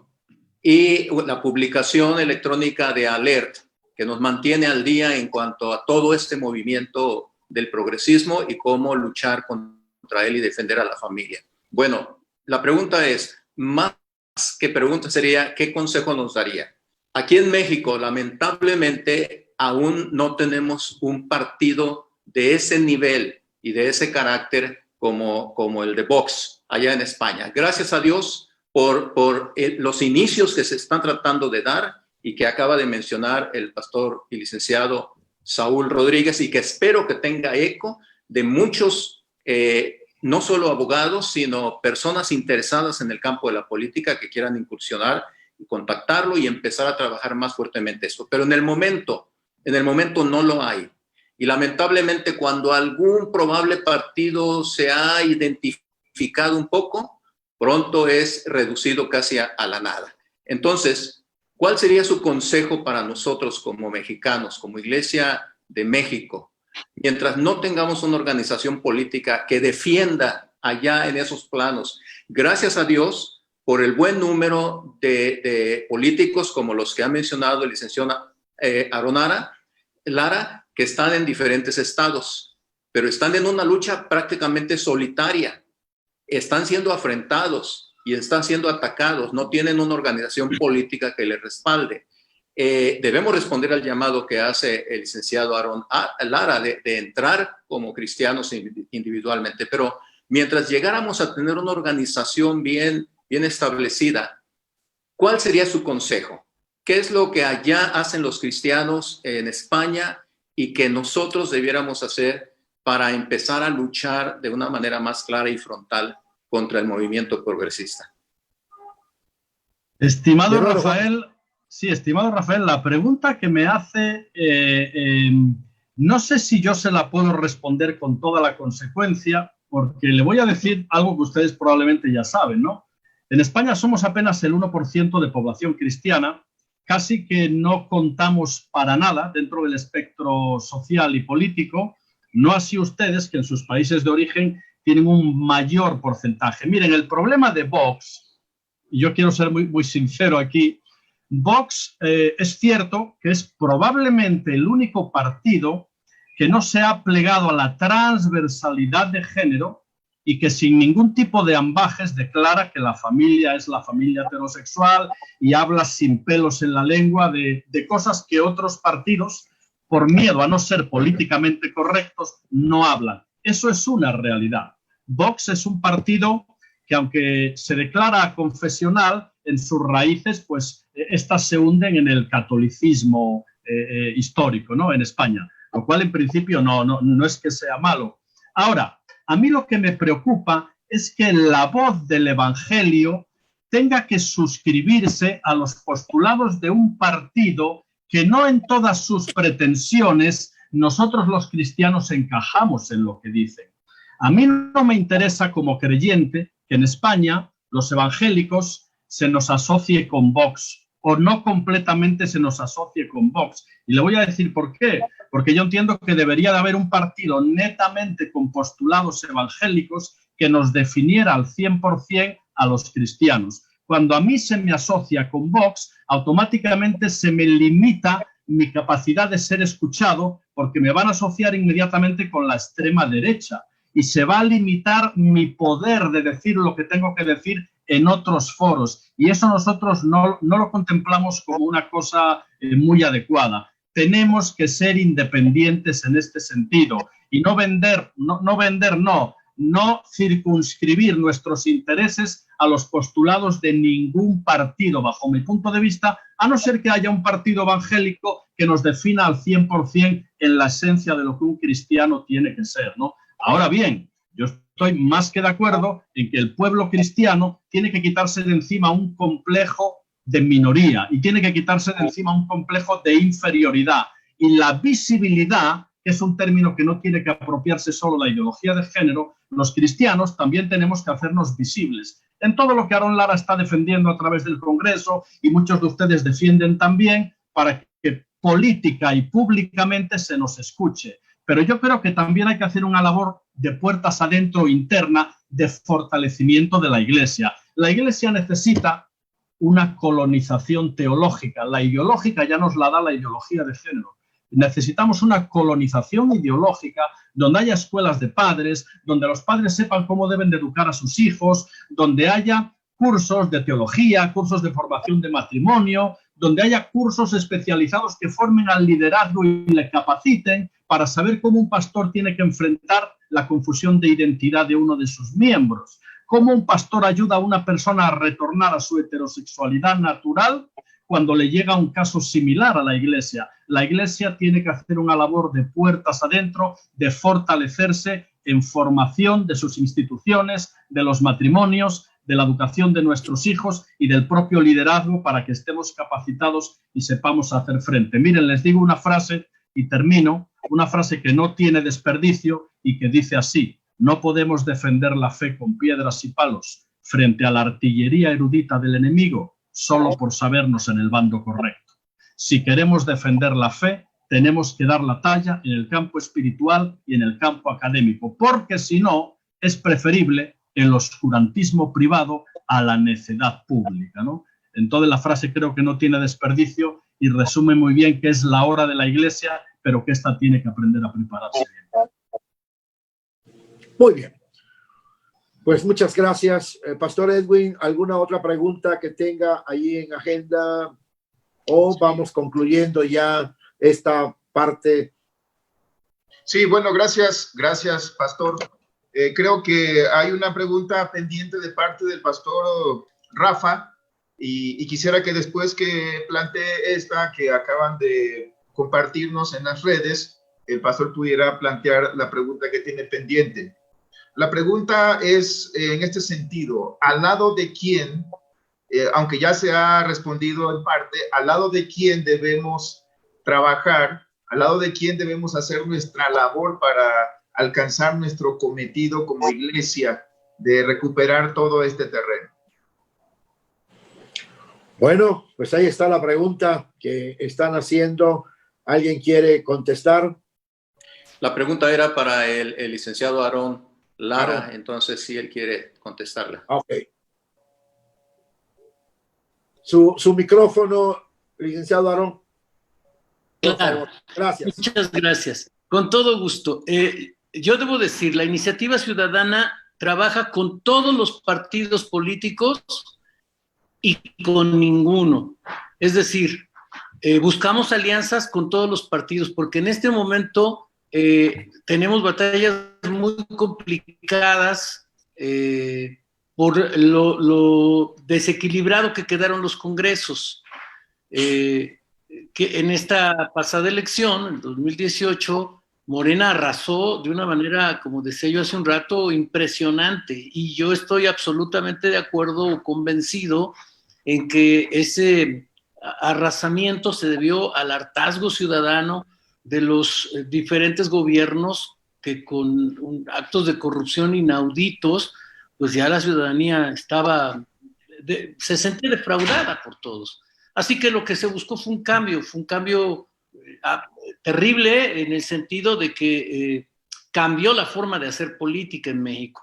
Así que hoy día, cuando enfrentamos este tipo de iniciativas, es bien complicado consensarlas para poder contrastarlas y frenarlas, porque normalmente están proviniendo de los grupos de ultraizquierda de Morena. Morena, como ustedes bien lo saben, pues es un conglomerado de grupos sociales que van desde la extrema izquierda hasta la extrema derecha. O sea, ahí podemos encontrar prácticamente todo el espectro político concentrados en este movimiento. Y estos grupos tienen una secretaría de la diversidad sexual y desde ahí están impulsando estas iniciativas con la complacencia, si ustedes quieren, o sin la intervención de los cuadros directivos. Simplemente están caminando por inercia y han inundado el país con propuestas legislativas. Solamente en el año 2019 se presentaron 70 iniciativas de ideología de género en los congresos de todo el país. Imagínense lo que significa contener 70 iniciativas en distintas partes del país. Por ejemplo, en Yucatán, 2 veces presentaron una iniciativa para el matrimonio igualitario. En la misma legislatura, eso la ley dice que no se debe hacer así, pero lo hicieron porque hay una permanente presión de grupos ideológicos. Así que entonces tenemos una gran dificultad para poder lograr consensos de contrapeso y poder mantener el equilibrio de la situación como lo que defendemos, las verdades que defendemos. En este año, a pesar de la pandemia, se han estado impulsando iniciativas muy graves, algunas muy fuertes. Por ejemplo, el miércoles, si no mal recuerdo, el miércoles sí, en Morelos, se presentó una iniciativa para modificar el Código Familiar. Y en esa reforma se pretendía que un niño de 8, 9 o 10 años podía solicitar un cambio de personalidad en el registro civil para poder, si era niño, pues ahora tener un acta de nacimiento como niña. Afortunadamente logramos detener eso. Digo, es que es tan complejo, porque eso lo logramos con la alianza de 3 partidos para poder frenarlo, para poder detenerlo. Así que ¿con quién vamos a ir? Con quienes tengan valores, no con partidos, con personas, con diputados o diputadas, con ciudadanos que estén convictos de que lo que hay que defender es la vida y la familia. Yo creo que es muy complicado hoy día poder decir, este partido es el partido de los evangélicos, pues lamentablemente no existe, o este partido representa los valores. Miren, nos pasó una experiencia muy triste, muy lamentable, con un partido con el que ya habíamos hecho una negociación y con quien confiábamos que iba a defender estos temas. Y cuando llegó la votación, resulta que eran 11 votos con los que contábamos de ese partido y 9 se abstuvieron, no votaron, votaron en abstención. Y cuando fuimos a exigir que nos explicaran por qué habían tomado esa decisión, pues resulta que las personas que se habían abstenido o eran practicantes de la diversidad sexual, algunos homosexuales, otras lesbianas, yo qué sé, y estaban en ese partido que nos había prometido el voto a favor de la vida y de la familia. Entonces nosotros no estamos trabajando con partidos, estamos trabajando con los diputados de todos los partidos que estén dispuestos a defender los temas de vida y familia. Y nos hemos llevado sorpresas muy lamentables y nos hemos llevado sorpresas muy agradables. Hemos encontrado gente en diferentes partidos que han estado dispuestos a dar la cara. Les comento, por ejemplo, de una diputada en Querétaro, Elsa Méndez. Ella no es evangélica, es católica, profesante, pero es una mujer absolutamente provida, que está amenazada de muerte por sus convicciones. La comunidad LGBT la ha ya denunciado y la ha amenazado de muerte a ella y a su familia. Pero esa mujer no retrocede ni un ápice porque ella está convencida de que debe pelear y hasta dar la vida por estos principios, por estos valores en los que creemos. Y así nos hemos encontrado con gente que hemos buscado en los congresos, con quienes hemos hablado, pero es un tema muy complicado. No existe un partido hoy día que pueda garantizarnos que como partido va a defender los temas de vida y familia. Tenemos que buscar a aquellos que de verdad puedan llevar a cabo esta batalla y algunos de verdad con mucho esfuerzo, con mucho sacrificio, muy valientemente. No quiero mencionar nombres de partidos porque no se trata de decir quién es mejor o quién es peor o quién nos ha ayudado más o quiénes no, porque es un tema que concita pasiones, pero lo que sí quiero decir es de que sí hay diputados que tienen valores, sí hay diputados cristianos, sí hay diputados valientes, pues con ellos trabajemos. Yo quisiera invitarles a quienes nos escuchan que visiten la página de Iniciativa Ciudadana, que puedan acompañarnos en estas batallas. Nos hace falta muchas manos, hay necesidad de mucho que hacer pero también decirles que en los congresos sí hay gente buena, sí hay partidos que pueden y defienden la vida, y defienden los valores de la familia, pero lamentablemente en algunos de esos partidos también hay gente que no lo hace y ni hablar. Hay que buscar con quienes sí podemos trabajar y con ellos haremos la lucha y haremos lo que el Señor nos ha demandado hacer. Ok, muchas gracias, licenciado. Pastor Edgar, estaba pidiendo la palabra, porque vamos ya concluyendo nuestra partida. Muy bien. Quisiera yo no dejar pasar la oportunidad de comentar que verdaderamente me parece que como iglesia presbiteriana, porque este foro se organiza a través de la iglesia presbiteriana, tenemos que involucrarnos de una manera bastante consciente en toda la vida política del país. Me queda clarísimo, debemos de mostrar defensa, debemos de presentar defensa con mansedumbre, como dice la Escritura. Creo que es una tarea que no debemos soslayar, tenemos que estar presentes. Sin embargo, sí me parece que es muy interesante puntualizar que nosotros como iglesia presbiteriana tenemos que seguir creciendo, debemos fortalecernos hacia adentro para poder ir hacia afuera. Es decir, no podemos ir al mundo, no podemos enfrentarnos a unas batallas encarnizadas cuando no tenemos el sustento sólido de la Escritura, el aprendizaje completo de la palabra. Recuerdo que la Escritura habla de que el pueblo pereció por falta de conocimiento. Me parece que cuando no tenemos conocimiento, y no estoy hablando del conocimiento general, tanto como de la Escritura, cuando nos alejamos de la palabra, estamos teniendo un gran problema. Y una de las cosas que tenemos como Iglesia Nacional es que debemos de fortalecer esto. Somos ricos en confesiones, tenemos una palabra que nos ayuda, que nos orienta, tenemos que regresar a ella y de ahí partir, porque si no nos va a pasar como el alboroto en Éfeso. Vamos a ir a gritar grandes Diana de los Efesios y la mayoría no va a saber ni siquiera qué está haciendo ahí, y va a gritar por gritar, va a protestar por protestar.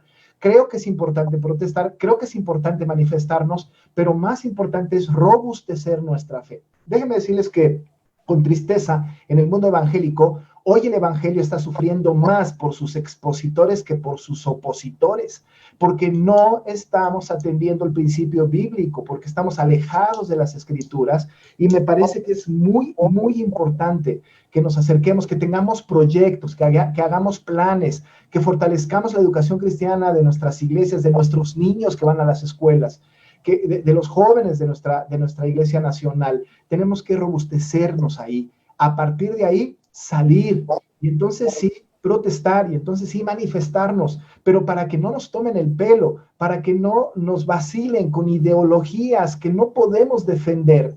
Ahora la comunidad lésbico, LGBT y toda esta agenda progresista, toda esta gente, son una minoría que hacen un escándalo increíblemente impresionante. Nosotros somos un montón de personas, la iglesia presbiteriana somos cerca de 2 millones o quizá más, y tenemos que tener una voz profética, pero para tener la voz profética debemos aprenderla, debemos asimilarla, y me parece que debemos de estar haciendo proyectos, programas de educación, incluso, ¿por qué no?, tratar de empezar a impulsar la educación en casa. Hermanos, yo eduqué a mis hijos en casa, fueron homeschoolers, y creo que es una tarea indispensable no entregar a nuestros hijos a una educación que está planteando ideologías de esta naturaleza. La iglesia tiene una gran responsabilidad de la educación cristiana de nuestros hijos, de nuestros adolescentes, de nuestras familias, para que puedan presentar una defensa con toda la argumentación bíblica. Ante la argumentación bíblica, cualquier barrera se cae, porque quien nos sostiene es el Creador, es el Señor, es el que nos ha dado luz y el que nos ha mandado para que nosotros vayamos al mundo y presentemos este evangelio maravilloso. Me parece que lo que yo quería decir es que tenemos que concentrarnos en fortalecer la educación cristiana dentro de la casa, y una vez fortalecida, y claro, quizás sin dejar de hacer lo otro, ir y entonces manifestarnos, presentar defensa para que no seamos vulnerables ante una sociedad hostil al evangelio. Muy bien. Gracias, Pastor Edgar. Creo que son los retos para los tiempos venideros. Como usted dijo muy acertadamente, hemos descuidado la atención a los principios, ¿verdad?, que nos establecen como iglesia reformada. Yo creo que hoy es el tiempo de retomarlos y enfrentar los nuevos retos que el mundo tiene para la iglesia. Pastor Edwin. Sí, bueno, gracias. Aquí en los comentarios y en los mensajes en WhatsApp, dirigiéndose al doctor Juan Varela, nos preguntan o piden alguna precisión o una última palabra acerca de todo lo que ha dicho respecto al tema de la educación cristiana frente a la educación ideológica. Sí, para una comprensión o para una profundización mucho más amplia, remito a los que puedan al libro, precisamente uno de los libros, el último que hemos hecho, Tus hijos sí importan, donde están las claves de una educación adecuada, ¿no? Donde se habla de lo que tiene que aportar el padre y de lo que tiene que aportar la madre, ¿no? La educación es clave y básica por principios fundamentales que ya hemos comentado. Los niños son trocitos de barro y el barro está más moldeable en nuestros hijos entre los 0 y los 12 años. Esa es la etapa donde hay que aprender a modelar con nuestro ejemplo, con nuestros valores, los precursores de lo que debe de ser en ellos después un carácter, ¿verdad? Y una moral que les capacite para entrar en juego con una sociedad muy complicada. Por eso lo que hablaba antes el pastor, creo que era Edgar, es muy importante. La familia es probablemente el único reducto que nos queda para educar a nuestros hijos conforme a los valores de la palabra de Dios, ¿no? Chesterton, quien era un periodista y filósofo, él llegó a decir hace mucho tiempo, en una declaración absolutamente profética, que la familia es la última célula de resistencia contra la actual tiranía. Y yo suscribo eso. La familia imprime un sello imborrable para toda la vida.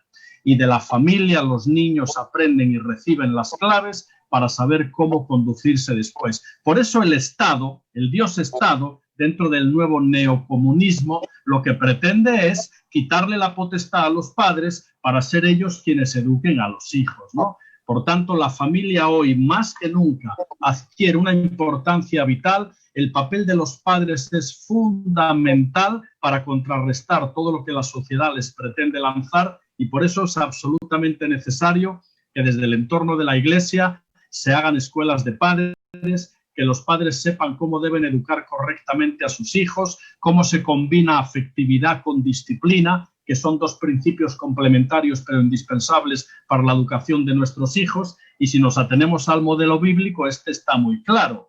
Dios en el Antiguo Testamento se nos presenta como Jehová de los ejércitos, fuerte y temible. La idea de Dios en el Antiguo Testamento es una idea de bravura, de fortaleza, pero el Dios que se nos presenta en el Nuevo Testamento es un Dios humanado, es un Dios tierno, que en la figura de Jesús se nos presenta como humilde. Es decir, bravura y ternura son dos aspectos antagónicos que Dios nos enseña en su palabra y con los que hay que aprender a modelar y educar a nuestros hijos. A los niños tenemos que educarlos con el balance de disciplina y con el balance de ternura.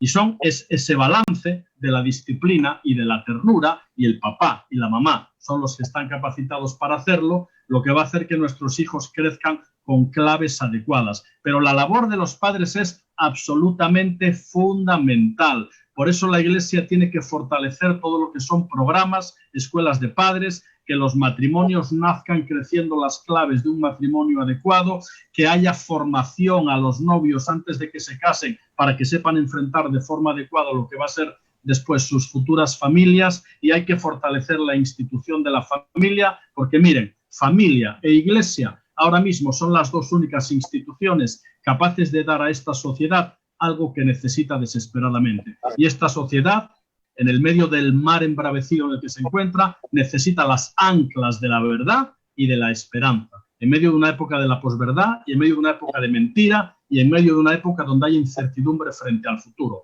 La verdad y la esperanza, las dos únicas instituciones capacitadas para poder ofrecerla con rigor y autoridad, son la familia y después la Iglesia. Y bueno, dentro de tus hijos, si importan, estarían desarrolladas todas las claves, ¿verdad?, para poder educar correctamente a nuestros hijos. Muy bien. Pues yo creo que es un tema inagotable. Podríamos pasar todo lo que resta de la tarde y la noche en España, aquí en México la tarde y en España la noche, ¿verdad?, hablando del tema, pero creo que es el inicio. Hoy hemos iniciado con inquietudes y yo creo que esto va a tener continuidad. Tendremos que darle continuidad a este tipo de actividades y atender todo lo que para nosotros hoy, como iglesia presbiteriana, como iglesia evangélica, es un reto en cuanto a la educación de nuestros hijos, porque es el tema central, la educación de nuestros hijos desde una perspectiva bíblica. Queremos agradecer, ¿verdad?, a todos los panelistas, al público, a la iglesia, ¿verdad?, su participación. Pastor Rafael, vamos a pedirle que él tenga palabras de agradecimiento a nuestros hermanos que han participado y que han dedicado este tiempo para darnos una orientación sobre el tema que está en mesa. Claro que sí. Apreciables, doctor Juan Varela, licenciado Aarón Lara, particularmente ustedes que han sido invitados a acompañarnos en esta conferencia, en esta mesa redonda, en este simposio, y naturalmente también al presbítero Edgar González y al pastor y licenciado Saúl Rodríguez. Estamos profundamente agradecidos con Dios primero y naturalmente que con ustedes también por haber aceptado esta invitación a participar con nosotros en este diálogo que creemos ha sido fructífero. Desde nuestra perspectiva como directiva de la Asamblea General de la Iglesia Nacional Presbiteriana de México, creemos que su participación como personas que están involucradas totalmente en este tema, en esta problemática, y que están dando su vida por ello, las expectativas que teníamos para esta ocasión han sido más que cumplidas. Agradecemos mucho el tiempo que han dispuesto para acompañarnos, la experiencia que nos han compartido, y estamos seguros de que este tipo de conferencia que ahora hemos tenido va a ser un parteaguas también, particularmente para nuestra Iglesia Nacional, pero oramos y pedimos al Señor que lo sea también para el resto de las iglesias evangélicas cristianas de México, y que Dios siga siendo con nosotros en esta guerra espiritual que tenemos por el honor de Dios, por su palabra, para su gloria, por el fortalecimiento de la iglesia. Así que reciban nuestro más profundo agradecimiento por su participación tan valiosa, tan instructiva, tan completa que han tenido con todos nosotros. Que Dios les bendiga mucho y seguiremos juntos en esta lucha. Oramos para pedir al Señor que bendiga el ministerio de cada uno de los que hoy hemos participado, que bendiga la iglesia y que nos permita seguir adelante en esta lucha para su gloria. Pastor Julián, vamos a pedirle que él nos haga la oración. Oremos. Bendito Dios, nuestro Padre, en el nombre de Jesucristo te damos muchas gracias por tu palabra inerrante, que es la base de nuestra fe y de nuestra conducta. Gracias porque desde el principio creaste hombre y mujer para constituir una familia, que es la base de la sociedad, del gobierno y de todos los países. Gracias por la vida de toda la iglesia, de los amigos que han escuchado esta conferencia. Bendice la vida de cada una de las personas y también de nuestras autoridades que escucharon. Gracias por la vida de los ponentes, del doctor Varela, del licenciado Lara. Gracias por el doctor Saúl y también por el pastor Edgar. Muchas gracias por la vida de la directiva. Estamos en este lugar porque así estaba en tu voluntad. Rogamos que nos sigas iluminando y guiándonos, Señor.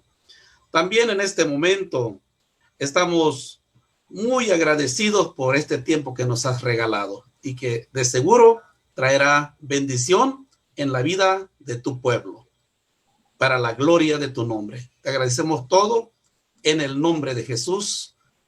Te pedimos que seamos siempre agentes, Señor, agentes de tu reino para transformar el mundo para la gloria de tu nombre. En Cristo Jesús oramos.